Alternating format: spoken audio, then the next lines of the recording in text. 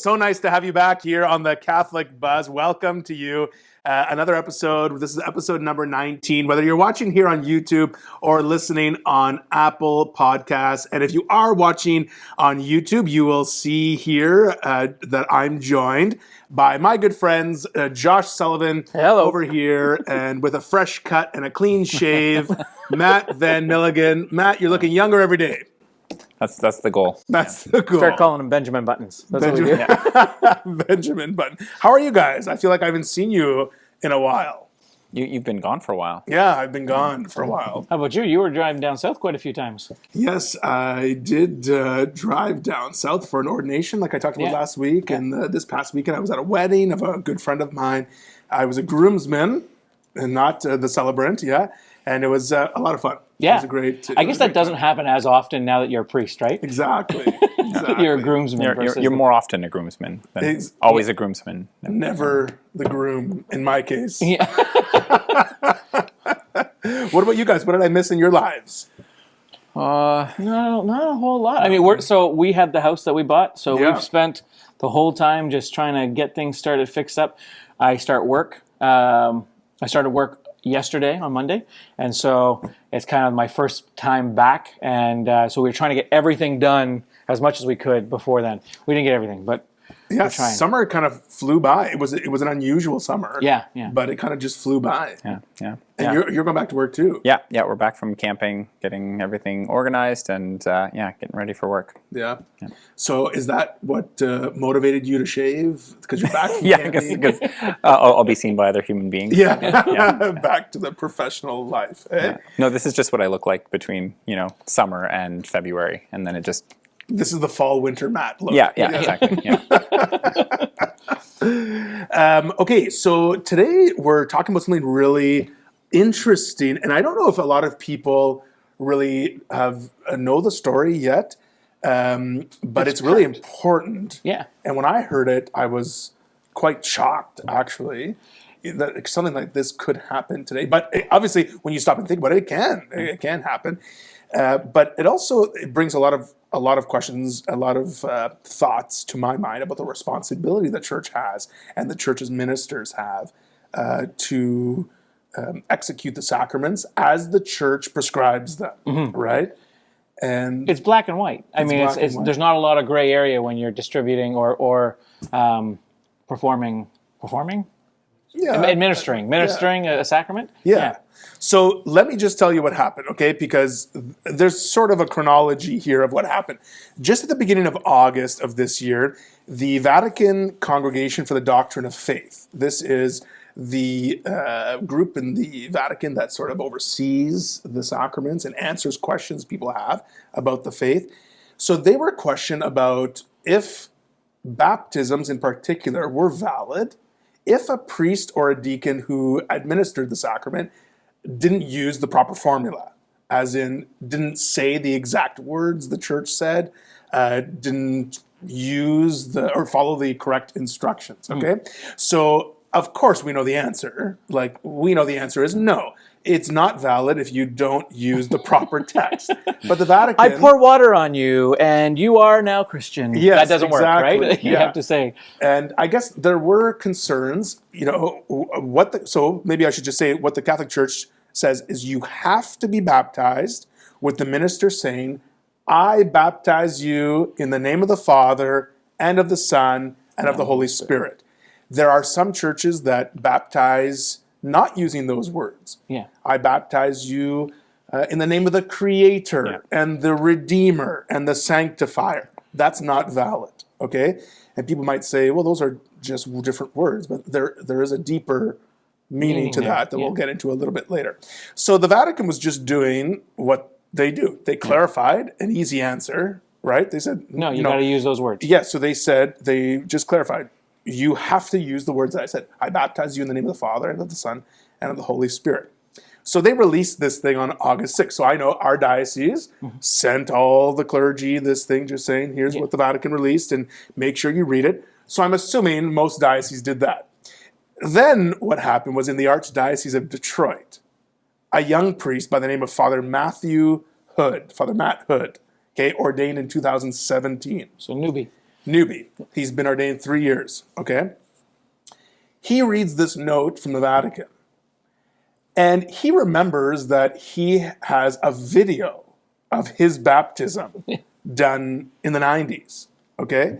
So he goes back and watches the video and realizes that the deacon who baptized him did not use the proper formula, meaning his baptism is invalid. So that would mean that the sacraments after his baptism aren't necessarily valid. I know, it's specifically mind-blowing. his holy orders, I which know. isn't valid. Isn't that nuts? So he wasn't actually a priest. So it had a domino effect. Yeah. He was not baptized properly, which means he was not baptized. And you have to be baptized in order to receive all the other to be sacraments. You confirmed. have to be baptized as entry into the Christian faith to become a Christian. So here was this young man who thought he had received his first communion, received his sacrament of confirmation, had gone to confession, Did 8 years of seminary? was ordained a deacon, and then a holy priest, all invalid because he was not even a Christian. Technically. Well, He wasn't a Christian, but I mean by the paperwork and everything else. Well, Right? I mean, more than the paperwork, right? Like at our baptism, our identity is changed. It's an ontological change. Yeah. you know? So that Christian mark on your soul isn't there unless you say the words. Is not there in this case. Yeah. So imagine, I'm just thinking as a priest myself, looking back, and so he's not validly ordained. So just like you said, the domino effect of so if he wasn't baptized, he was not a deacon, he's not a priest, he wasn't confirmed, which is true. But now there's another domino effect, because since he was quote unquote ordained in 2017, invalidly now that we know, anything he's done is invalid. So any baptism he performed, baptism is different. Specific. Okay, but any confessions that he's heard, those people have to go back to confession to receive sacramental absolution. Confirmation, if he's administered the sacrament of confirmation, those people have to come back and get confirmed. So, Mass, if you've been attending Sunday Mass with this Father Matt, the Mass was not valid because he was not a validly ordained priest. Breaks my heart. Honestly, it breaks my heart. And no fault of his. No fault of his. No. Yes, let's be clear about that. No fault of his. He was doing everything right. I mean, he put his faith, pun intended, in the church who baptized him, in the church's minister who baptized him. I mean, none of us would assume that the person who baptized us got it wrong. No. Right? So okay, if that's the case.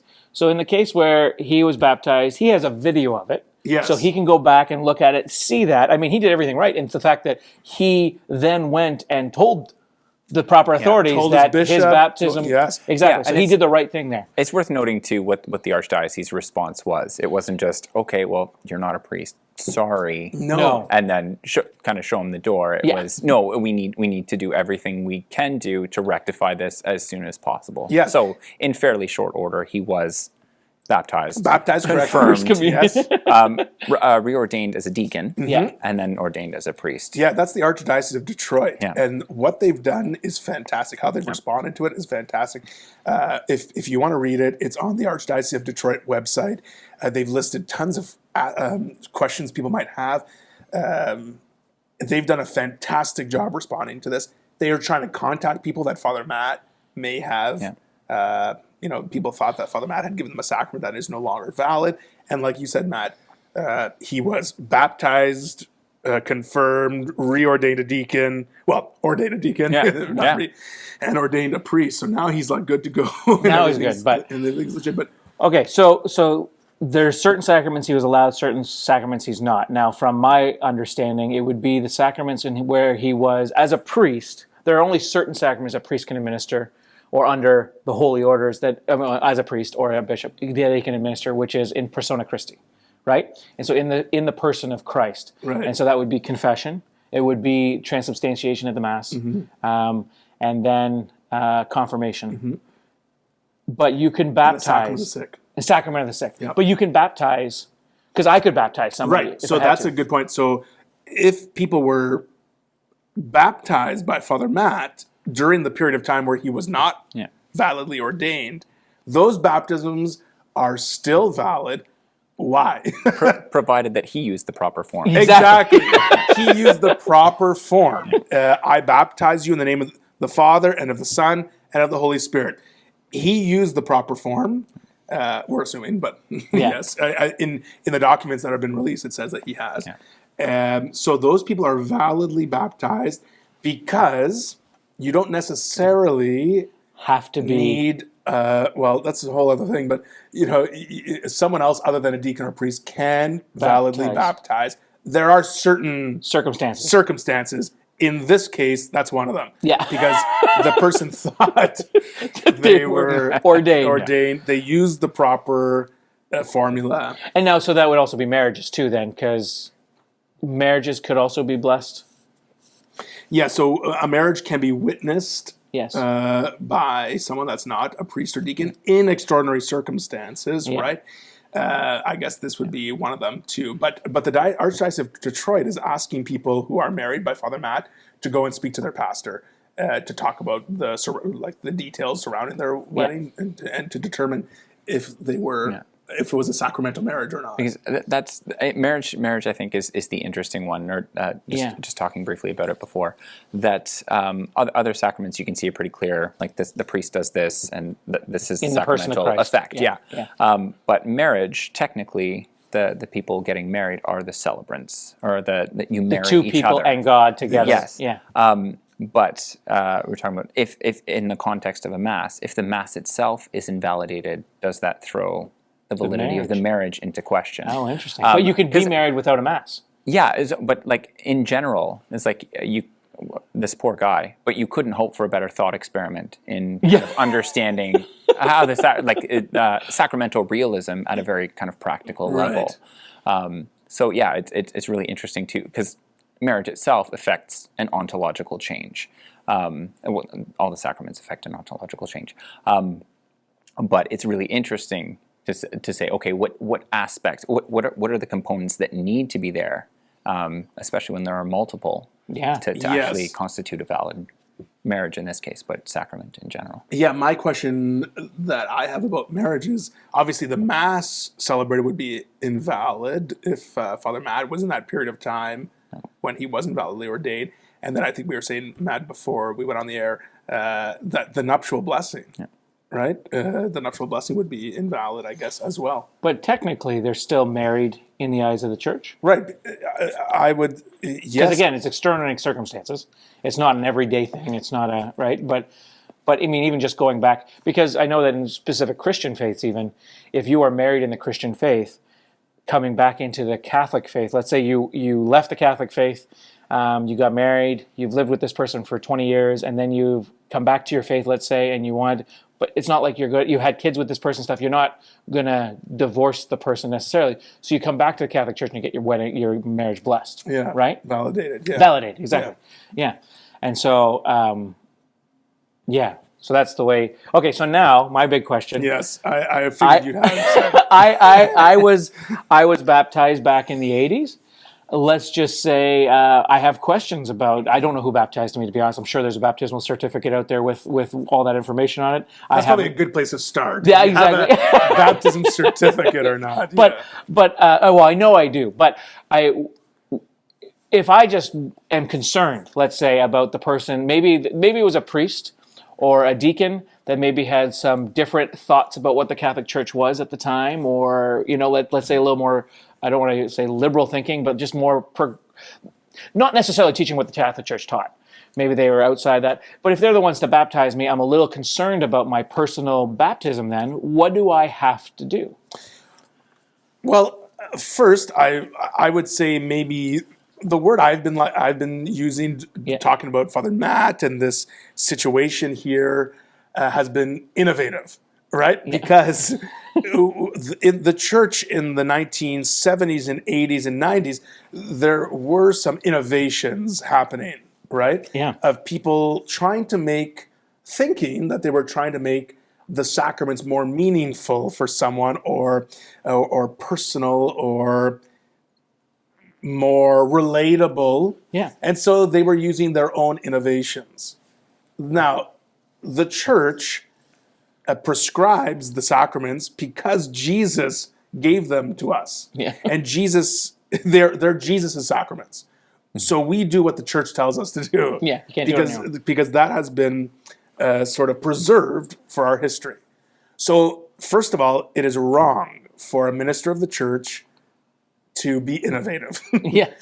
And not in all things, I mean, but when changing the sacraments, changing the wording, or not following exactly what the church says, that's wrong. Mm-hmm. We are in persona Christi, we are servants of the church, we are not we don't run our own business of sacraments. That's right. You know what I mean? So that was, I think, the problem with this deacon that they name. He was being innovative, right? Your question was if you thought... I'm concerned. I'm concerned that maybe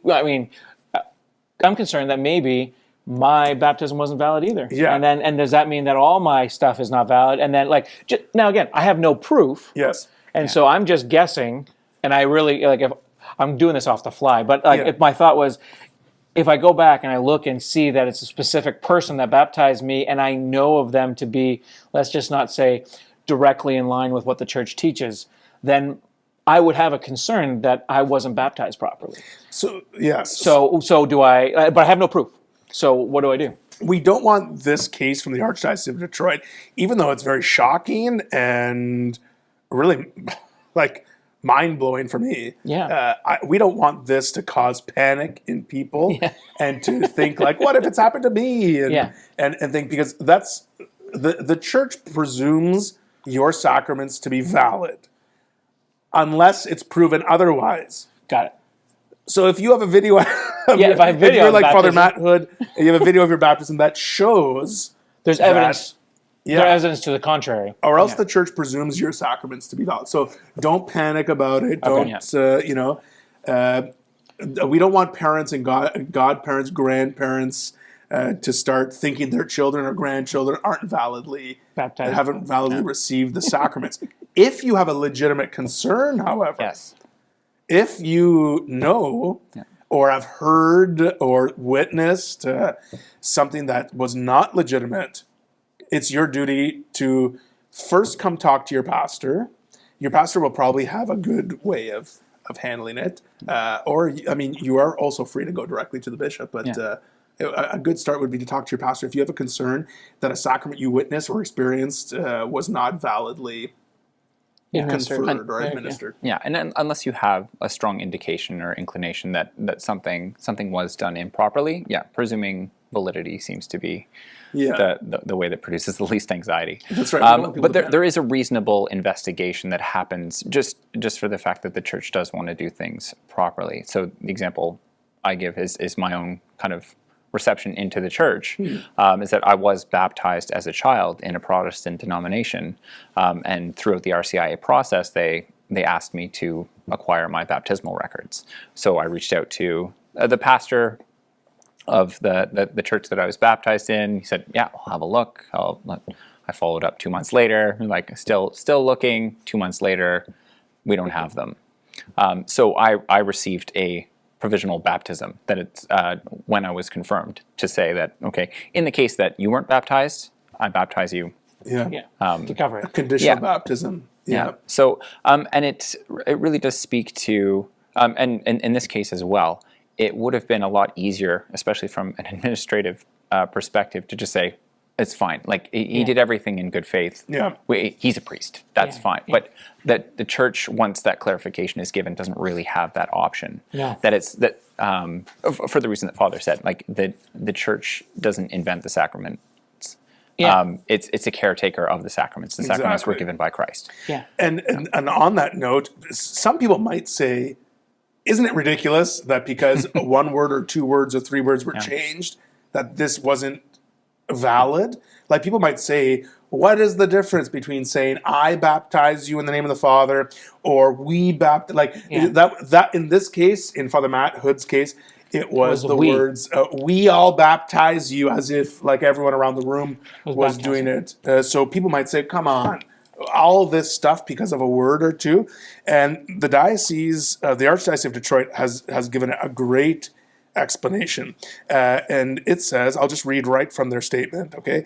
It says, it might be perceived as an overly strict interpretation. However, theology is a science that studies what God has told us. And when it comes to sacraments, there must not only be the right intention by the minister, but also the right material, and the right form, the words and gestures. Okay. So to You got explain three that things. easy, so the words have to be correct, the intention of the minister has to be there, and the material, what we call the matter. So you can't baptize them with apple juice. Exactly. It has to be water. It has to be water. Just like with the Eucharist, it has to be unleavened bread and wine. And it has to have gluten. Yes, Right? We we're were talking going about back to that. You know, so you can't use grape juice. You can't use grape juice. It has to be wine. Exactly. So all this stuff matters because I like that we study what God has told us. You know, and that's very true. So I think it's not overly strict interpretation. I think it's not overreacting. I honestly, it's a really unfortunate situation what happened here to Father Matt, but the Archdiocese of Detroit has done a fantastic Job handling it. Yeah. Now they have to contact the people, and a lot of people have to be rebaptized or reconfirmed or all this stuff. You know. Yeah. And Confessions. And sorry, when I was thinking of rebaptized, I was thinking of other people who were baptized by this same deacon. Yeah. As Father Matt. Should have to look into it. We'll have to. Yeah. And the diocese says that they're in the Process of contacting them. Those people because, of course, there are baptismal records and stuff. Yeah. So, so people who would say, isn't that kind of a weird thing? So what does that mean for us? I think, number one, like, we should appreciate when our priests and deacons do the correct thing. Yeah. So I think we should have a newfound appreciation for that. And number two, I think this might be helpful in us really understanding what the church does. And how serious it is, too. Yeah. Like, it isn't just a willy-nilly, I'll just make up the words. Like, the priest doesn't just make up the words when this happens or that happens. There are times where you can have a prayer off the top of your head, but there are transubstantiation happens, these are exactly the words. Even though a priest says them every single day, you still see most priests reading it directly, word for word, from a book. Yeah. You know what I mean? Because it is that important. It's not just, get the idea right, and that will be good enough. You know? Right. I've had the experience where, I've gone to a hospital or to visit someone who's there, and you don't know the family. Yeah. You know, you don't know the people in the room. Maybe you're the priest on call. I always take that opportunity to introduce myself and give my credentials. Like I'm Father Daniele. I'm the pastor of this church here in North Bay, or whatever it might be, wherever you are. So they can look you up. Because you just never know. I remember when I was in the seminary in the Diocese of London, I went to St. Peter's Seminary in London, and the bishop at that time, Bishop Fabro, at that time had to make a statement, and I remember watching him on CTV News that there was a man going around impersonating a priest, and he was kind of going off to nursing homes and things like that, and he had to declare that this person wasn't a priest of the Diocese of London, or in fact not a priest at all. Now, that's actually one of the, so just on that note, because it kind of gets into it, isn't that one of the more grievous sins can be imitating a priest, because you can hear confessions and you can hear and then administer sacraments, not administer, but falsely administer sacraments and stuff. I thought that was one of the ones that if you were pretending to be a priest, is that one of the ones that you have to actually get confession from the church? Is that a thing, or is that just something I might have heard that might not necessarily be doctrine? Do you know? I don't know. It seems pretty sacrilegious. I don't see how someone could do that innocently, or unless they were pretty severely mentally unwell. Yeah, exactly. But that would be different, right? Because that wouldn't be intent. The intent wouldn't necessarily be. I don't know if you have to go. You're asking if you have to go to a bishop for confession, or I wasn't thinking bishop. I think permission from the Catholic. Do you?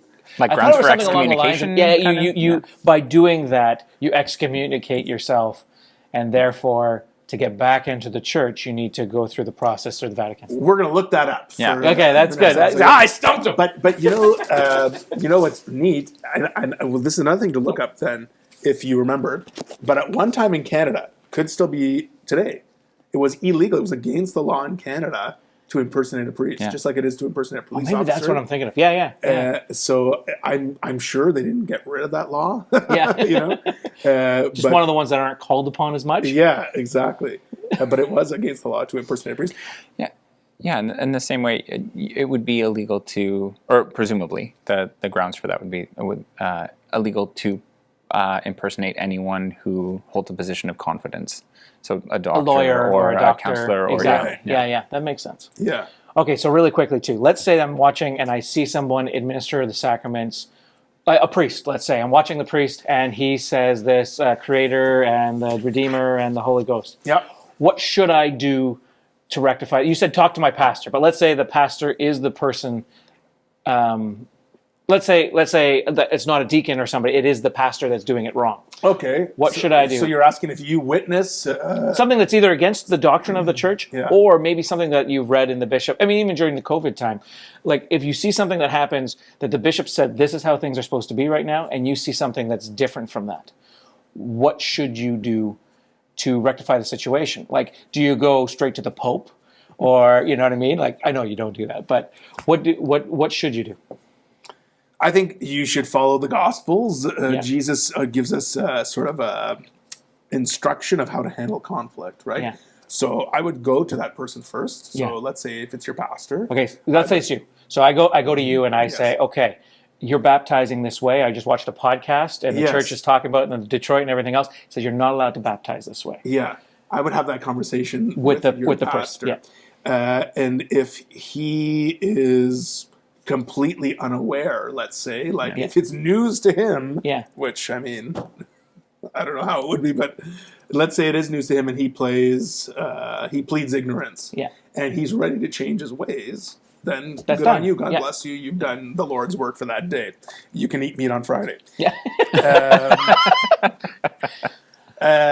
If he says, no, this is the way I'm going to do it, I'm going to continue baptizing people in this wrong way, then I think you have a responsibility to contact the ordinary, the bishop of the diocese, or the bishop's office. Okay, so go to them first and see, because I mean, there might be, depending on the situation, they might have an explanation as to why they're doing it that way. Well, or I mean, this obviously baptizing the wrong way Yes, is wrong. they might have an explanation. No, yeah, why, it's not but it's necessarily in not line with the church. necessarily the right. Depends thing. on the situation as well. If you're talking about something that the CDF has just given a clear kind of clarification on, nobody should be baptizing in that way. That's right. That's right. Now that it's been clarified. Let's say it's shaking. But if it's something Yeah. that the bishop has given kind of a pretty clear directive that even going to them personally, they may have a specific dispensation. They may have a special permission to be doing something That's right. a specific way. So, assuming that they're doing it all in good faith, Right. before you go and like write a newspaper article or something. But a conversation is a good way to a conversation. I think people need to be navigate generous that, to their pastors or ministers. You know, That seems a bit self-interested. and No. because it's easy to criticize. Of course. you know. So in a case like this, where the validity of a sacrament is at hand or at stake, you know, yes, this is a conversation. If he's preaching 2 minutes longer than you like, I mean, give the guy a break, right, Matt? No, I don't. I haven't been preaching long lately. I don't think. Have I? You haven't haven't been around. lately. Exactly. Yeah. So that's. I think one thing we just want to be clear is not to panic about your sacraments, but to realize that it is a serious. It's a serious responsibility that the church has, but also the faithful have to ensure that we are being provided the sacraments in the way the church has prescribed them to be given to us, right? I like the comment in this document from the Archdiocese of Detroit. It says, God has bound himself to the sacraments but God is not bound by the sacraments. That's right. So God is bound himself to the sacrament. That's the way God communicates to us, gives us his grace, you know. Sure, things can happen outside. He's not bound by the sacraments. He can act the sacraments outside. are the ordinary way. Exactly. It's the ordinary way. So they're very important to the life of the Catholics. So really sad. Maybe we can pray for Father Matt. He's a newly ordained priest now. He was ordained just a few weeks ago. I want to. He was. I know, it's that's funny, but I want to say, like, because of everything, and because he would know, like, going into this, how much this could affect.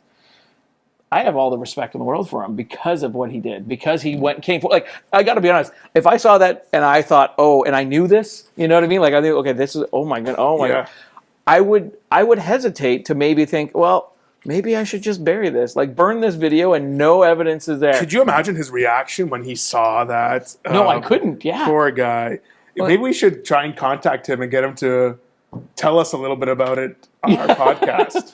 Or even on your call to serve. Yeah, maybe we should. Because he's a new ordained priest. He's a newly ordained priest now. Maybe we should talk to him about it. As a case study, it really does bring your attention to the details. Sacramental realism. Yeah. That sacraments affect an ontological change. So finding out that you thought you were a priest and you're not, that's as jarring and as shocking as like finding out you're not married and thought you were married for 20 years or something like that. It's not just an accidental or descriptive change that happens. It's not like I'm putting on a different color shirt or I'm changing my profession. It's like it's a core aspect of your identity that's just suddenly gone. Yeah. It does speak to, or it's a testament to kind of him as a pastor, that he's identifying with all these people whose kind of situation has been kind of cast into invalidity, that he's identifying with their struggle directly because it's affecting him primarily. Yeah. And God bless him for the Christian journey he was on. Yeah. Even though he was not a baptized Christian, you know, to still be able to pray and hear God calling him and all these things. Imagine how many lives he changed when he wasn't a priest. That's what I want to say. Yeah. He probably had some awesome conversations and stuff. And just goes to show you that a regular layperson could do that. Yeah. Not necessarily in the same context, but... Right. But it goes to show that, God he's not bound to the sacraments. Yeah. So maybe it gives us hope for if we have family members or friends who aren't baptized, or a lot of people's grandchildren aren't getting baptized now, that there's hope for them to discover God in their life and lead them to a path where, some blessings really come from it. Thanks for this conversation today. Great one. I think it's great, and it just happened. I think if people want to read more about it, they should. It's right on the main page of the Archdiocese of Detroit's website. And there's a whole, I think it's aod.org is the website of the Archdiocese of Detroit. There's a whole bunch of questions. We haven't even had time to talk about them. There was a question about, what if I received the last rites from Father Matt and what if my parent died and I received the last rites? And the diocese was just very honest. They just said, they did not receive the sacrament. It was not confirmed. The sacrament of the sick. Yeah. It's a pretty intense situation that's affected a lot of people. So it's good to talk about and good to bring to our realization too, because I think the more we hold each other accountable, laity, ministers of the church, the more we avoid situations like this. I know I'm going to go back and check who baptized me on my certificate. I know. I got to be honest. I feel like no. Remember, we don't want people to panic. Also, just before we go, we had just a few seconds left. Matt, you'll find this very interesting because Josh was contacted this week by the Catholic Register, which is a newspaper in Toronto, and it's the Catholic publication for all of Canada. And they wanted to write an article about the Catholic Buzz podcast. Oh, wow. Talk about podcasts that were podcasts during this time of COVID and how Catholic podcasts and stuff that are out there. So we're getting famous. We're getting famous. So if you thought the questions about Matt were a lot in quantity just here in Northern Ontario, wait till people start listening from across the country. I can't wait for that boy. moment. Yeah. Thanks, guys, for joining us. And I hope that we'll continue the conversation next week with another great topic. Our the 20th episode. It's a big one. Next week. So we'll see you next Tuesday for Matt Van Milligan and Josh Sullivan. I'm Father Daniele. We'll see you next time on The Catholic Buzz.